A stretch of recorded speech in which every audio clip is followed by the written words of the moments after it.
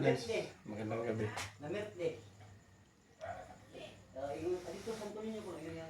Guys, magandang gabi. Mayroon pala akong i-share sa inyo na mga kwento. Kanina, meron ako isang lugar na pinuntahan. Nakamotor ako kasi gusto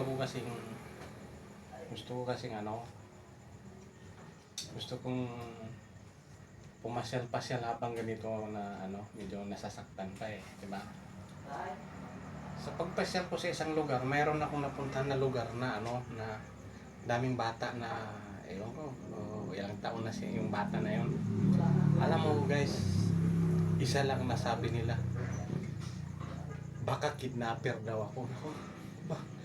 Yung mukha ko talaga, pagkamala ng kidnapper talaga.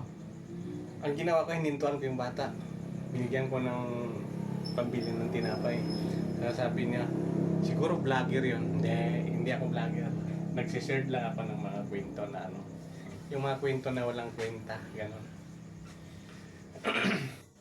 Ganito lang ang buhay ko guys, simple. Kumain. Magtrabaho. Walang trabaho, walang kain. Ganon lang di ba? Pero matanong ko nga kayo.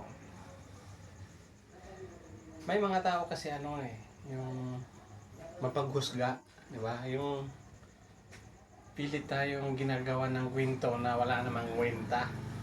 Ano kayang feeling ng nakakasira ng ibang tao? Masaya ba kayo doon? Huwag ka naman ganun. Kilala pa naman kita, friend. Kapitbahay kita, no? Pero sige lang, kung doon ka masaya, sige, okay lang yan. Pero isa lang masabi ko sa'yo, peace tayo, wala akong kasalanan sa'yo.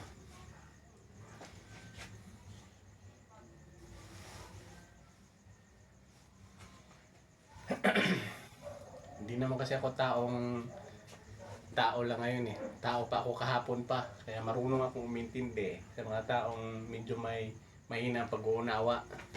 Peace.